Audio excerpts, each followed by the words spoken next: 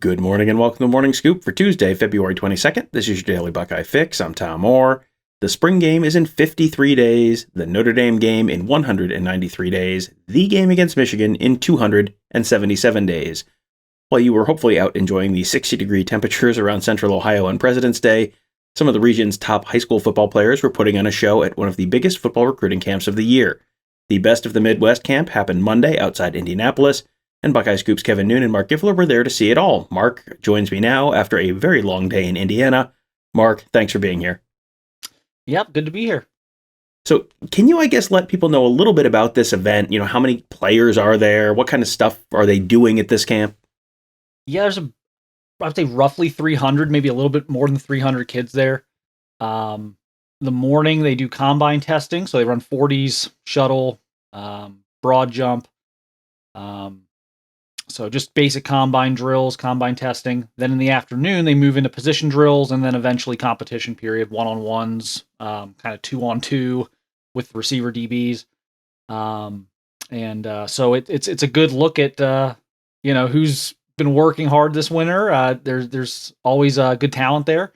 Guys like Marshon Lattimore, Jalen Smith, or, these are some of the guys who have participated in the past. And so it's always a good look before we get into the really heavy spring schedule. This kind of kicks off the combine camp circuit, I guess, usually for me. So there were a few guys who you guys highlighted throughout the day. The first is from a program that it was like you saw the name and it was like, oh man, here they come again. A program that used to send a ton of players to Ohio State, but which really hasn't very consistently for quite a while now.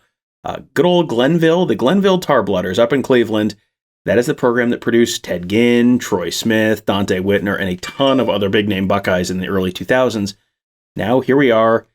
Troy Smith graduated high school 20 years ago. Yes, we're all a million years old now. We get to talk about Glenville's 2024 defensive back, Bryce West, and it sounds like he might be the real deal. Yeah, so Glenville's back.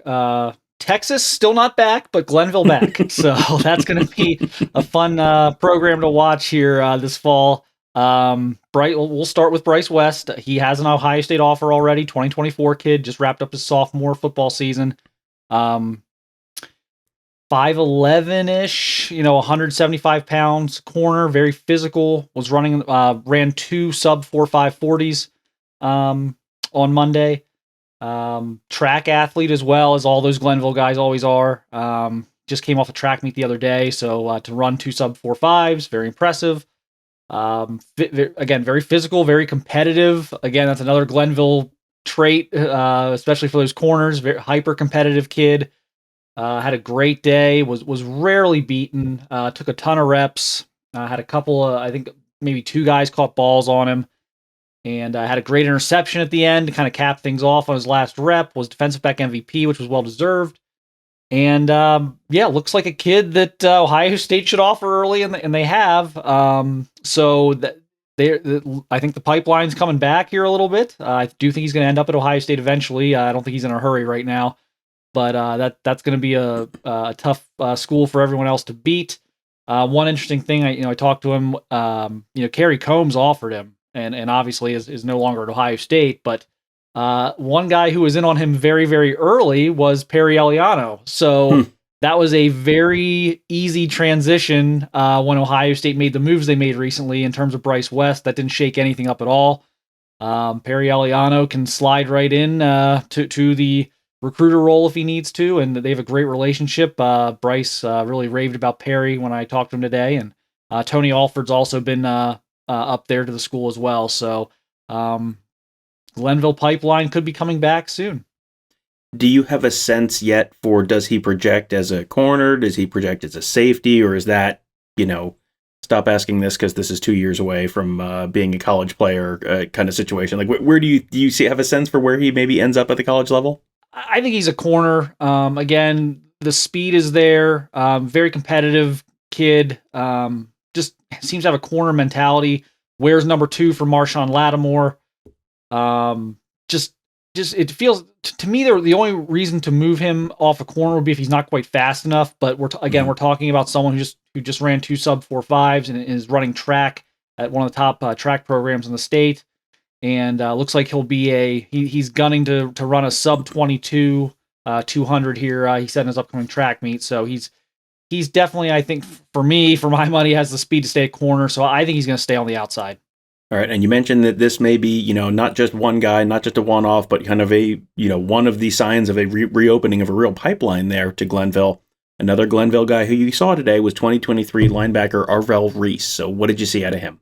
He's a freak. I don't know what he is yet. I don't know if he's actually going to be a linebacker. He did win linebacker MVP, so he performed well. But he's got a really big frame. He's already well over 200 pounds. He's 6'3" at least, and that's legit. Some of these guys are 6'3", and you get to look at him up close. They're actually 6'1 and a half, 6'2". He's every bit of 6'3", maybe even still growing. It wouldn't shock me if he grew into a Frank Clark type of player, and you pull out another former Glenville guy. It would not shock me if he ended up being more of a stand-up edge rusher. But very intriguing. One of the most physically imposing kids at the event is starting to pick up offers. Ohio State is starting to show some interest. It was interesting. Tony Alford was actually there. His son was competing, so Tony was allowed to be there. And so I have a feeling that he at least was able to take a peek over at Arvel Reese at some point and just get a quick glance at what that guy was doing. So look for that to maybe pick up a little bit now moving forward. I know I think he transferred in from Euclid, and I know Ted Ginn Sr. has been pumping him out to a lot of the college coaches he talks to. So I expect Arvel Reese to really explode here the next few months with some pretty big offers. All right, and in addition to Glenville, another program that has started to churn out a bunch of D1 talent is Springfield. It sounds like they may have another good one. 2023 wide receiver Sean Thigpen. What did you see out of him today? Yeah, he was the only guy who really got the best of Bryce West at all. He got one on him. 6'3", 6'4". He's skinny, but he can really run. I don't know if he's quite this caliber, but physically a lot of like Benjamin Victor in him. Kind of the way he runs, the way he looks. I don't know. Look, Brian Hartline's kind of just picking who he wants right now, so I don't know that Sean Thigpen's going to find his way into the class for Ohio State, but that's going to be a Big Ten kid and someone that one of the Big Ten schools will be very happy with if they pull that one off. He was really good today. Wide receiver MVP was well deserved. And a guy I've been watching for a couple of years now. They have a couple good receivers there at Springfield. Him and Anthony Brown, probably best tandem in Ohio. Helped Springfield to the Division I state championship game back in December. They fell to St. Ed's, but so this kid's been on the radar for a while, but was really good again on Monday. All right, and then the last guy I wanted to ask you about, a 2024 running back, Sam Williams-Dixon. He is we were chatting before the show, and you told me where he was from, and I was thinking, where is that high school? That can't be where I think it is, right? And the answer is it is. We went from Glenville to Springfield, teams that have won state championships. Safe to say Sam Williams-Dixon is not from a major big school, high school football powerhouse. So let everyone know about Sam Williams-Dixon and where he's from. Yeah, so he's playing at West Holmes, which I guess the best way I can describe this is if you draw a line kind of northeast from Columbus to Akron, West Holmes would kind of be very close to the halfway point of that line. So he is out almost like in Amish country, a little bit west of like New Philadelphia and some of those towns. And so he's kind of out in the middle of nowhere. He had 15, so he's a sophomore in 2024. He just wrapped up his season. He had 1,500 rushing yards and almost 1,000 receiving yards, which I don't care what competition you play. That's pretty unique. You'll get the quarterbacks who do 1,000 to 1,000, but the running backs doing 1,500 to 1,000 is pretty special. I think he came up a few yards short of 1,000 receiving. So he had a great sophomore year. Very strong. He's already about 195 pounds, probably about 5'11". Explosive, quick. And again, we know he can catch the football. He had 1,000 receiving yards. So he was really impressive today. I've been told that even before today that Tony Alford is kind of keeping an eye on him as an early guy to watch in the class. So that could be one. He's got a Toledo offer. He's got Iowa State and Cincinnati are very interested. Are probably going to offer here at some point. I would think probably by the end of the summer. I would think for him. So he's going to get some offers, some Power 5 offers, and some big offers. And I think Ohio State's going to keep an eye on him and hopefully see him at camp in June. So that was a guy who I hadn't seen. I hadn't even heard the name, to be honest. So he made a couple of crazy cuts during cat and mouse drill with where the linebacker didn't even touch him. So I immediately caught my attention and kind of went over to him and was starting to get his backstory. And like I said, he has the Toledo offer, so he's not a total unknown for college coaches, but I think he's a guy who we'll be talking about a lot more in 6 to 8 months. Yeah, a couple really interesting names to know there. 2024, again, this is like every time we get a new recruiting class, it's like we can't really be talking about kids who are going to graduate high school in 2024, are we? But here we are talking about kids who are going to graduate high school in 2024. We talked about Ryan Montgomery last week, 2025 quarterback. So yes, we're all getting very, very, very, very old. All of a sudden, very crazy. So, Marc, thank you for joining me. Thank you. You guys had a very long and busy day out there in Indy, so I really appreciate you joining me. And you can find much more of Marc and Kevin's coverage at BuckeyeScoop.com. I know Kevin is busy editing a whole bunch of videos you guys shot there. He said guys shot a lot of interviews and highlights, and those camp videos are always very interesting and get a lot of traction. You can find those all as they get posted at youtube.com/BuckeyeScoop.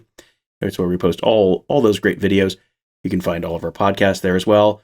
Anytime you watch anything there, we do appreciate it if you hit that thumbs up button. That helps other folks find those videos as well. And if you want to get notified every time we post a new video, hit that bell. That'll get you notified every time we post a new video. You just get a little pop-up notification like, hey, here's what they posted. If you want to watch it, just click there. And if not, no big deal. Move on with your day. And you can also, if you're listening to this as a podcast instead of watching on YouTube, you can subscribe to all of our other great podcasts wherever you get this one. We do the Buckeye Weekly podcast. Tony Gerdman and I do that. Marc and Bill Green do Gives in the Bank. Kevin does the Big Me Kickoff, and Alex does Around the Oval. All great shows. You can find them all just by searching Buckeye Scoop wherever you're listening to this. You can, again, subscribe right there and leave us a 5-star rating and review, which we do appreciate, and which helps other folks find those shows as well. That'll do it for today. Thank you guys all for joining us. Have a great day. We'll talk to you tomorrow.